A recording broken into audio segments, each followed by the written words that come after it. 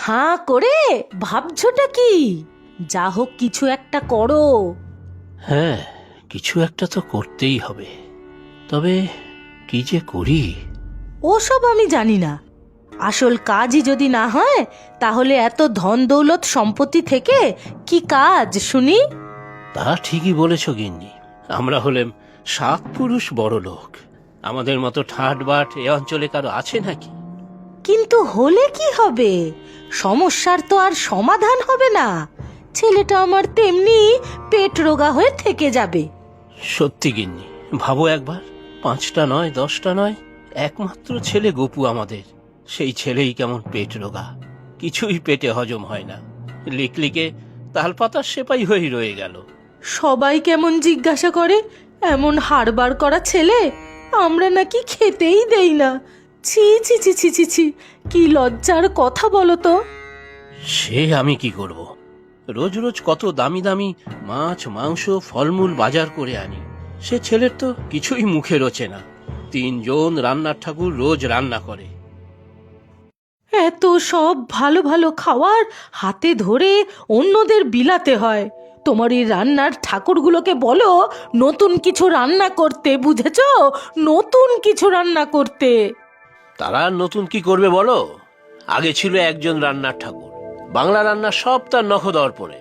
মাছ মাংস পোলাও পায়েস রান্নায় তার জুড়ি নেই। সে খাওয়ার ছেলের পছন্দ হলো না। আনলাম এক বাবুর্চি, তার হাতের বিরিয়ানি কাবাব কোপ্তাও তার রুচল না। এ দুজন না হয় ভালো, তবে তোমার ওই চাইনিজ রান্নার জন্য যাকে ধরে এনেছো সে মোটেও চীনা নয়। কেমন যেন ওই নেপালি নেপালি মনে হচ্ছে। ওই হলো, চাউমিন বানাতে পারলেই হলো। খাঁটি চীনা ঠাকুর আবার পাবো কোথায়?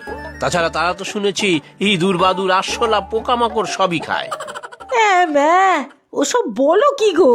ওসব খাওয়ার থেকে না খেয়ে থাকা অনেক ভালো। এবার দেখছি একজন দক্ষিণ ভারতীয় ঠাকুর খুঁজতে হবে, ইডলি দোসা যদি খায়। সে তুমি যা খুশি করো, আমার ছেলে একটু পেট পুরে খেলেই হলো, বুঝেছো? হ্যাঁ বুঝেছি, দেখি কাকে পাই। ওই দেখ সতু, সেই বড় লোকের পো আসছে। এই যা, গপুকে ওরম করে বলিস কেন? ওর বুঝি খারাপ লাগে না? তুই জানা পুরো গোপুর ভেপু। সবসময় ওর এত তাবেদারি করিস কেন বলতো? ওরা বড় লোক বলে? আবার বাজে কথা বলছিস কিন্তু ধলু।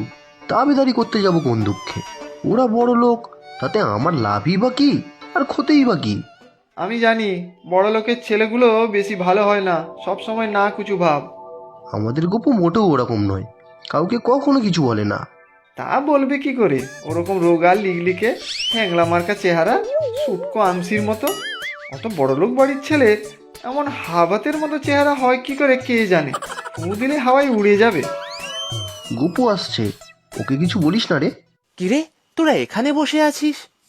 হ্যাঁ রে ভাই, ওই সতু কখন থেকে বসে আছে তুই আসবি বলে। প্রাণের বন্ধু তো। এই না রে, ফুটবল খেলতে যাব, তুইও চল না রে গপু। না রে, ফুটবল আমি খেলতে পারবো না। কেন পারবি না? ঠিক পারবি, চল না রে। ও খেলবে ফুটবল? মাঠে জোরে হাওয়া দিলে বলের সাথে গপুও গোলপোস্টে ঢুকে যাবে। তুই থাম ধলু। এই গপু, চল না রে, আমার টিমে খেলবি। আমি তোকে বেশি করে বল পাস করব। না রে ভাই, পারবো না। শরীর দুর্বল, বেশি দৌড়তে পারি না। ঠিক বলেছে গপু, ও শরীরে দুর্বল পায় না। আমি যাচ্ছি মাঠে খেলতে, তোরা আসলে আসবি, না আসতে চাইলে আসবি না। তুই খেলতে যা রে শুধু, আমি যাব না। এখানে এই গাছতলাতে একটু বসে থাকবো। থাক, তাহলে আমিও যাব না। আচ্ছা শোন না গপু, তোদের তো এত টাকা পয়সা, তাহলে তুই ভালো করে খাওয়া দাওয়া করিস না কেন রে? ভালো করে না খেলে শরীর তাগড়াই হবে কি করে? আমার বাড়িতে যা রান্না হয় সেসব আমার খেতে ভালো লাগে না। ও মা, বড়লোক বাড়িতে শুনেছি মাছ মাংস কালিয়া কোপ্তা সব রান্না হয়, সেগুলো খেতে ভালো লাগে না তোর? না রে, আমার ওসব খেতে একদম ভালো লাগে না, দেখলেই গা গুলিয়ে ওঠে। এ আবার কিরকম কথা? আমার তো রোজ কত কত ভালো মন্দ খেতে ইচ্ছা করে, আর তুই পেয়েও খাস না। কি করব, ভালো লাগে না যে। আচ্ছা চল, আমাদের বাড়ি চল। আজ তো আর খেলতে গেলাম না, তোকে নিয়ে আমাদের বাড়ি যাই। রোজ বিকেলে খেলার মাঠ থেকে ফিরে এলে